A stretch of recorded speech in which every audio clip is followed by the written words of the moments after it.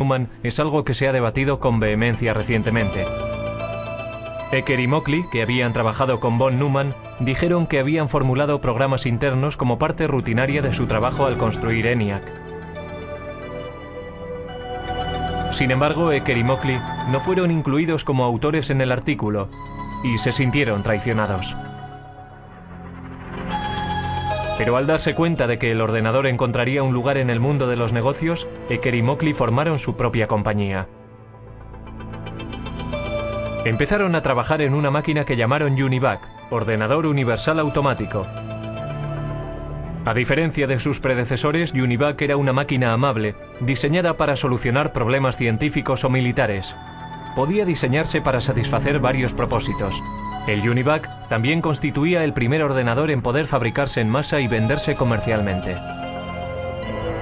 La máquina podía ser programada para toda una serie de tareas de procesamiento de datos como nóminas, inventarios y facturación. Unidades de cinta compactas y magnéticas almacenaban datos y los resultados se imprimían automáticamente. Todavía muy poca gente entendía qué grado de utilidad tendría un ordenador. Esa percepción cambió drásticamente en la noche electoral de 1952, cuando la CBS utilizó el UNIVAC para predecir el resultado de la carrera presidencial entre Eisenhower y Adelaide Stevenson. Los sondeos decían que la carrera presidencial estaba muy justa. El UNIVAC calculaba de otra forma. Los ingenieros introdujeron los resultados de los precintos seleccionados del este, antes de que cerraran los colegios electorales en el oeste.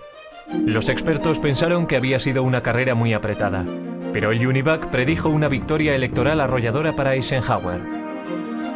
Incluso la CBS no creyó lo que decía el ordenador y dudó en dar a conocer sus resultados. Pero al final el UNIVAC tenía razón.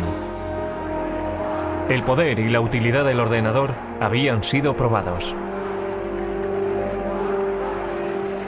Después del éxito del UNIVAC, varias empresas empezaron a ver un futuro en el desarrollo de los ordenadores.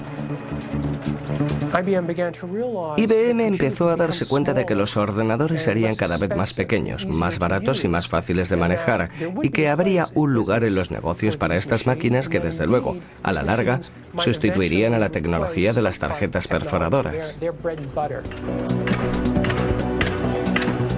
Para comienzos de la década de los 60, IBM dominaba el gran mercado de los ordenadores. Los negocios empezaban a depender de los ordenadores. Las máquinas se iban haciendo cada vez más pequeñas, gracias al cambio de tecnología de tubo a los transistores, a la tecnología de los transistores. Y la carrera hacia la Luna iba a hacer que los ordenadores fueran aún más pequeños. En 1961, Norteamérica iba a la zaga de Rusia en la carrera por el espacio. En el incesante intento de ganar a los rusos, el objetivo de la NASA era que el hombre llegara a la Luna. No iba a resultar fácil. Cuando comencé a trabajar en la NASA en 1962, el primer día me dieron una regla de cálculo de 20 inch. Nuestros cálculos se hacían principalmente en calculadora de bolsillo. Teníamos un número de personas a las que asignábamos nuestras hojas de datos, y su trabajo consistía en trabajar con sus pequeños cálculos. Pero los astronautas no podían confiar en reglas o calculadoras de bolsillo en el espacio. La misión requería un ordenador guía sofisticado. A principios de la década de los 60, sin embargo, una máquina tan potente como la que necesitaban ocupaba toda una habitación. La NASA intentó reducir el tamaño del problema. Afortunadamente, el primer gran avance en el camino a la miniaturización ya había tenido lugar. En 1947, 3 científicos en los laboratorios Bell inventaron el transistor. Un transistor ejecutaba la misma función de encendido y apagado que los tubos de vacío, pero era mucho más pequeño y más fiable. Los transistores se hacían con silicio y cable diminuto. El silicio es un semiconductor. Si se aplica un voltaje pequeño, se comportará como conductor, permitiendo que pase una corriente entre los cables. Si no hay voltaje, actuará más como un aislante bloqueando la corriente. Esta característica del silicio es lo que permitió a los transistores hablar el lenguaje binario de los ordenadores. Y harían del silicio la base para la industria de estos.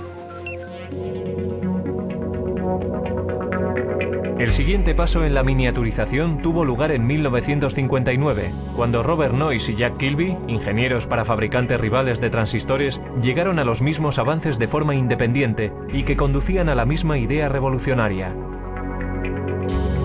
Toda una red de componentes electrónicos, transistores y todo incorporado en un solo chip de silicio. La gran innovación en la electrónica se llamó el circuito integrado.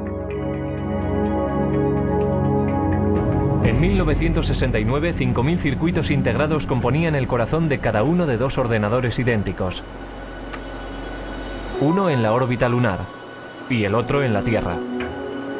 Para su tamaño, estos eran los ordenadores más potentes de la Tierra. Mientras Neil Armstrong daba un pequeño paseo en el polvo lunar, Ted Hoff, un ingeniero con la compañía de chips Intel, estaba dando un gran paso en el proceso hacia la miniaturización.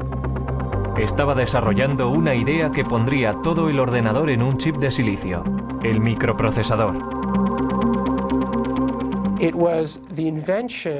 Era la invención no solo de circuitos integrados, sino de un tipo particular de circuito integrado, el microprocesador, que hace posibles los ordenadores personales de hoy en día.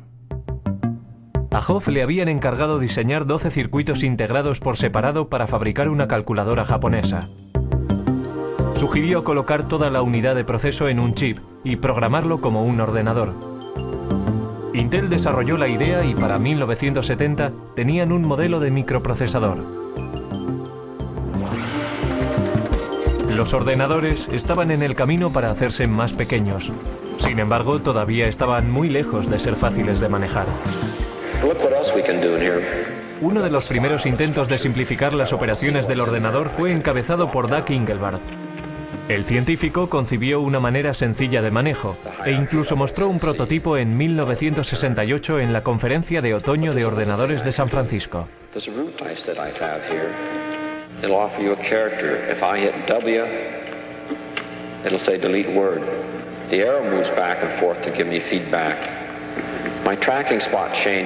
Soldando un teclado y un aparato para señalar que llamó ratón, Engelbart trabajaba con un ordenador a 30 millas de distancia, unido por microondas, y demostró que se podía procesar palabras en un hipertexto.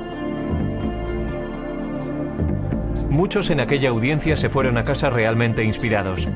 Pero solo un grupo iba a completar la visión de Engelbart. Ese grupo estaba a muy poca distancia, en Xerox PARC. Xerox creyó que el futuro podía estar en los ordenadores y comenzó a construir una máquina de fácil manejo. En 1973, Xerox introdujo el Alto, que incorporaba muchas de las innovaciones en ordenadores personales que hoy en día damos por supuestas. El Alto tenía un ratón, una interfaz gráfica. Estaba construido de forma interconectada e imprimía en una impresora láser. Debería haber revolucionado la industria, pero a $18.000 cada máquina. El Alto no estaba diseñado para particulares. Los ordenadores todavía eran máquinas élite, propiedad del gobierno o de grandes empresas y universidades.